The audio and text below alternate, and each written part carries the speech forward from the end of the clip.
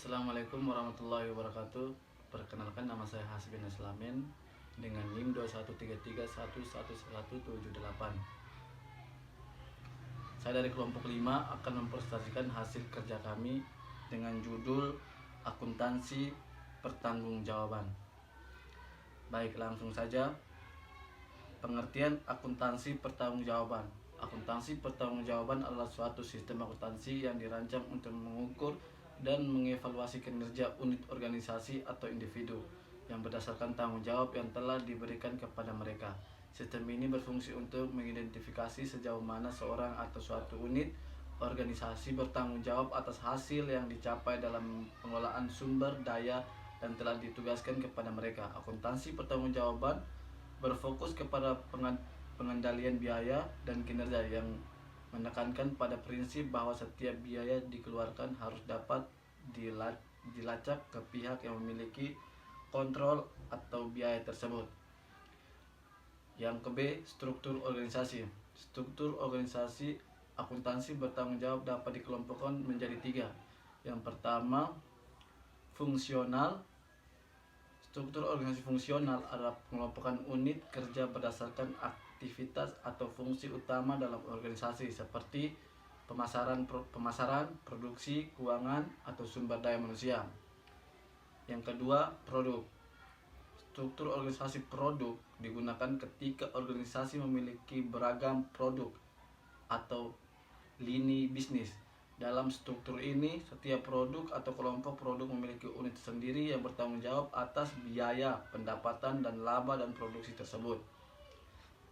Yang 3, geografis. Struktur organisasi geografis berfokus pada pembagian unit berdasarkan wilayah atau lokasi.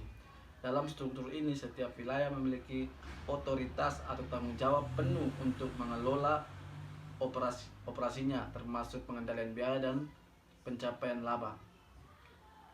Yang ke C, keterkaitan struktur organisasi dan pelaporan pertanggungjawaban.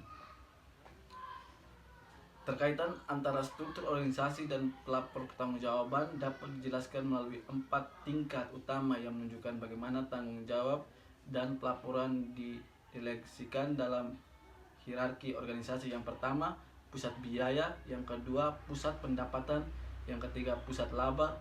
Yang keempat, pusat investasi. D, penentuan pihak yang mengendalikan biaya. Dalam pengendalian biaya, beberapa pihak memiliki peran penting untuk memastikan bahwa biaya yang dikeluarkan sesuai dengan anggaran yang telah direncanakan. Pihak-pihak tersebut adalah pimpinan, manajemen, dan kontrol engineer. 1. Pemimpin. Pemimpin perusahaan memiliki tanggung jawab strategis dalam pengendalian biaya. Sebagai pengambilan keputusan utama, pemimpin menetapkan visi, misi, dan tujuan organisasi yang menjadi panduan dalam pengelolaan biaya. Yang kedua, manajemen. Manajemen berperan dalam pengelolaan operasional sehari-hari terkait pengendalian biaya. Tugas mereka meliputi perencanaan, pengorganisasian, pelaksanaan, dan pengawasan aktivitas yang berkaitan dengan pengeluaran. Yang ketiga, cost control engineering adalah pihak teknis yang bertanggung jawab langsung dalam memantau dan mengendalikan biaya pada tingkat operasional. Mereka memiliki tugas untuk mengidentifikasi, menganalisis, dan melaporkan biaya yang dikeluarkan selama proses operasional atau proyek berlangsung.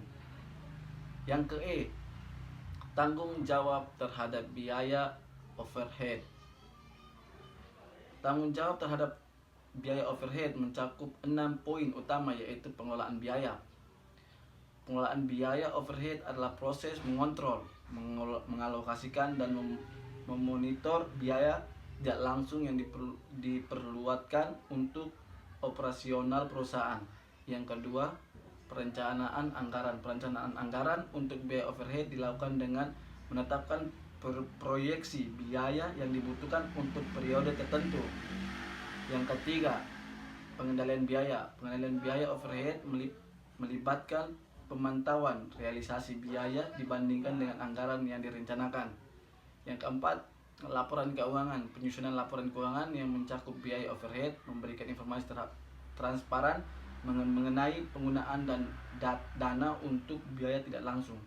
Yang kelima, peningkatan efisiensi.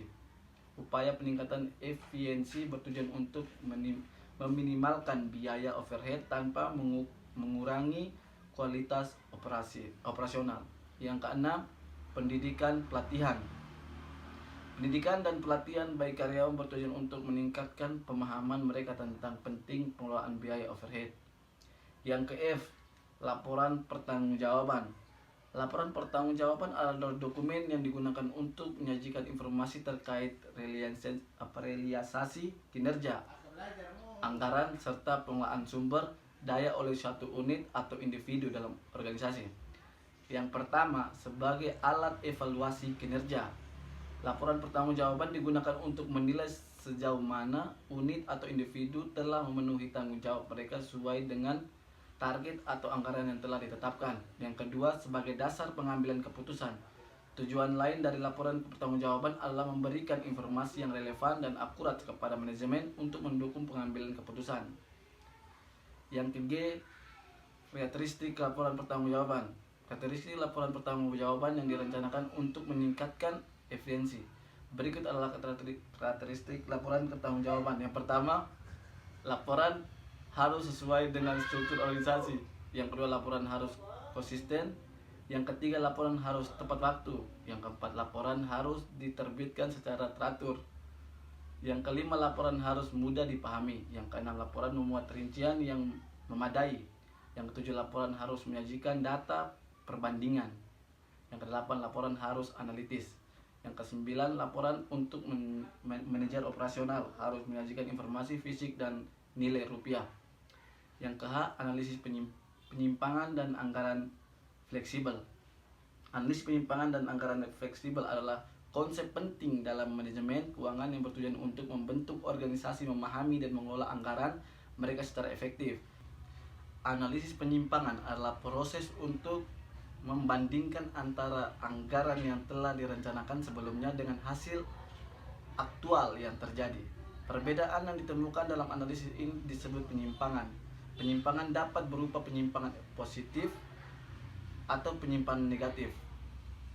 Proses ini dilakukan untuk mengidentifikasi faktor-faktor penyebab perbedaan tersebut, misalnya kenaikan biaya bahan baku, perubahan produktivitas tenaga kerja, atau perbedaan harga jual produk. Yang ke-I, tujuan analisis penyimpangan dan analisis fleksibel. Yang ke-A, analisis penyimpangan. Tujuan adalah untuk mengevaluasi perbedaan antara anggaran atau rencana dengan hasil aktual. Hal ini membantu organisasi dalam yang pertama mengidentifikasi penyebab, yang kedua pengambilan keputusan, yang ketiga evaluasi kinerja, yang keempat perencanaan masa depan. Yang ke-B, analisis fleksibel. Tujuan adalah untuk menilai kerja dengan mempertimbangkan perubahan volume atau aktivitas bisnis. Hal ini memberikan pandangan yang lebih dinamis dibanding anggaran statistik. Manfaat meliputi yang pertama, menyesuaikan terhadap perubahan efektif. Yang kedua, mengukur kinerja yang akurat. Yang ketiga, perencanaan dinamis. Baik, cuma itu presentasi dari kami kelompok 5. Sekian dan terima kasih.